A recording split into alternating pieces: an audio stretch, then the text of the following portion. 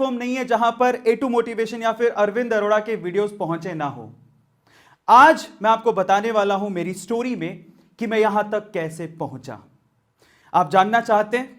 उसके पीछे का रीजन है लोग। उसके पीछे का रीजन है जब लोग आप पे शक करते हैं, आपकी कैपेबिलिटी पे शक करते हैं और बोलते हैं कि तेरी औकात इतनी है। जब बात औकात पे आती है ना, तो इंसान कुछ भी कर जाता है। तो चलो शुरू करते हैं मेरी स्टोरी को। मेरी जिंदगी में पहली बार उंगली की मेरे मामा ने सॉरी मामा, आपका नाम ले रहा हूं, मैं बहुत प्यार करता हूं आपसे। बट द थिंग इज, ये स्टोरी कैसे शुरू होती है मैं आपको बताता हूं। तो फादर ने शुरू से ही मुझे शॉप पे लगाया।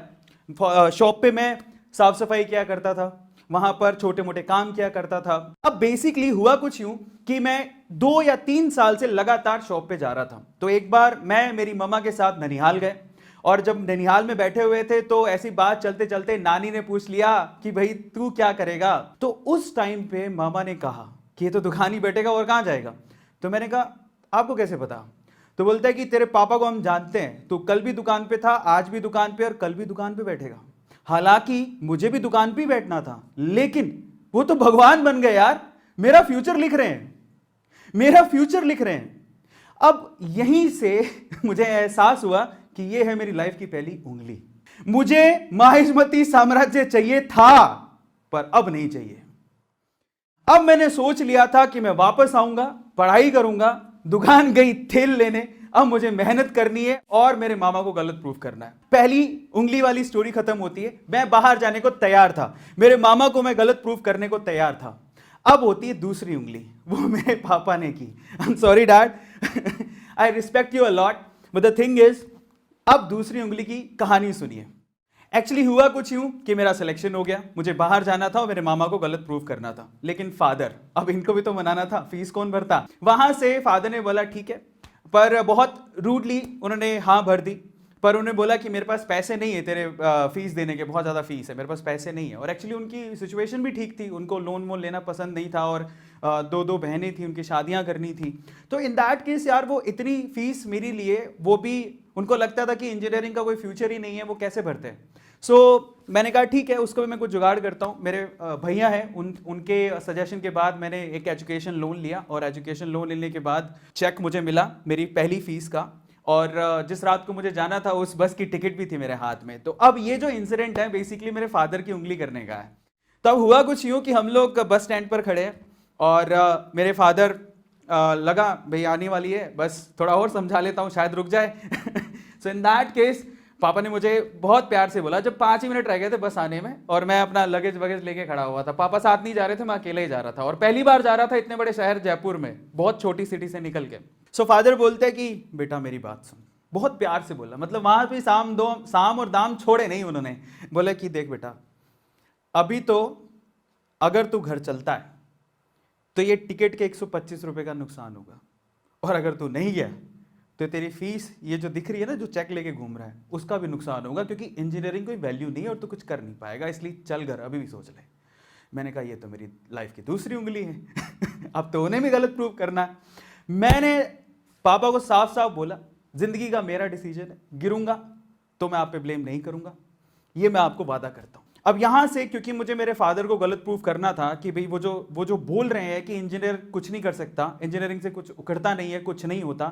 अब यहां से मुझे आगे आने वाली जिंदगी जीनी थी। मैंने पहले साल बहुत मेहनत की, हिंदी मीडियम से पढ़ा हुआ था, लेकिन आपको पता है इंजीनियरिंग की सारी जो किताबें होती है वो इंग्लिश में होती हैं। सो एग्जाम्स दिए, बहुत मेहनत की और पहले साल में 74-75% से मैंने अपना फर्स्ट ईयर कंप्लीट किया। लेकिन सेकंड ईयर तक आते आते भाई को हवा लग गई। अब भाई को हवा लग गई, भाई है ना अफरा तफरी कर रहा है, बाइक वाइक ले ली थी, इधर उधर घूम रहा है, कॉलेजेस में ध्यान नहीं है, पढ़ाई में ध्यान नहीं है। अब ये भी भूल गया था उस टाइम पे कि भाई मैंने एजुकेशन लोन लिया हुआ है। ये भी भूल गया था मुझे मेरे मामा को जवाब देना है, मेरे पापा को जवाब देना है, जो कि ये तो सोच के बैठे हुए हैं कि इंजीनियरिंग के बाद भी हमारे सिर पे आके बैठेगा। अब यहां से एक बहुत ही इंपॉर्टेंट इंसिडेंट हुआ मेरी लाइफ में, और वो ऐसा था जिसने शायद मेरे माइंड को ही बदल दिया था। और वो ये था कि एक्चुअली सेकंड ईयर में मेरी बैक लगते लगते बची थी। इन दैट केस मैं शाम में खाना खाने जाता था, तो वहां पर मालवीय नगर, जिसको पता हो जयपुर में उनको पता है, सो वहां पर बैठ के मैं खाना खा रहा था। तो वहां पर रात को 9 बजे सन्नाटा ही था। आपको पता है रात को 9 बजे सर्दियों में कौन बाहर निकलता है, बैठा हुआ था। तो कुछ और देखने लायक था नहीं। मैंने अपना खाने का ऑर्डर कर दिया तो सामने एक फैमिली बैठी हुई थी और फैमिली में एक बूढ़ी माँ थी और उसका उसका हस्बैंड था और उनका एक बेटा था। और वो बेटा एक्चुअली ऑलमोस्ट 40 साल का था। अगर मैं आपसे सवाल पूछूं कि अगर ये दंपत्ति और ये फैमिली बैठी हुई है और इनमें से अगर किसी को होटल में जो बिल आने वाला है वो पे करना है तो किसको पे करना होगा? आप में से ज्यादातर लोग पक्का ये बोलेंगे कि वो उस बेटे को पे करना चाहिए। 40 साल का बेटा कमाता होगा, अपने माँ बाप के लिए इतना तो कर ही सकता है। मैंने भी यही सोचा, रिलैक्स होके बैठा हुआ था। लेकिन उसके बाद जो हुआ, उसके बाद मेरे ना दिमाग में घंटियां बजने लग गई। हुआ कुछ यूं कि फादर खाना खा रहे थे, वो बेटा भी पानी पिए जा रहा था।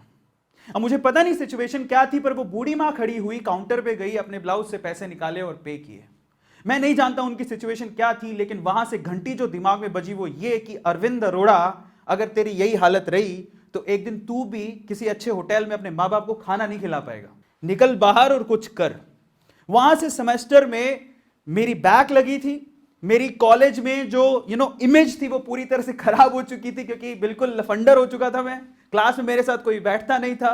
अब लोग यहां से डिलेमा में आ जाते हैं और मे भी हो सकता है कि इतना ज्यादा प्रेशराइज हो जाते हैं कि मेरे साथ तो कोई बैठता ही नहीं है।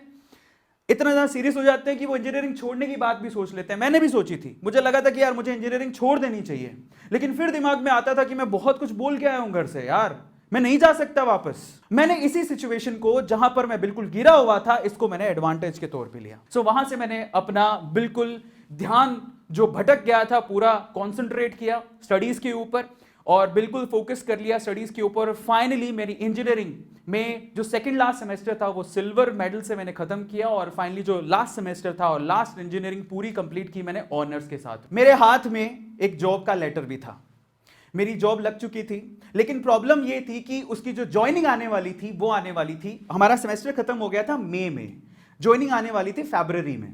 सो मेरे पास बहुत लंबा समय था। मैं क्या करता था ही नहीं कुछ करने को, तो मैंने वहां से जॉब करनी शुरू की। कॉलेज में जॉब पकड़ी और मेरी पहली जॉब, एक्चुअली ये बात है सितंबर की, फरवरी में मेरे को जॉब का लेटर आने वाला था, लेकिन सितंबर में मुझे जरूरत पड़ रही थी पैसे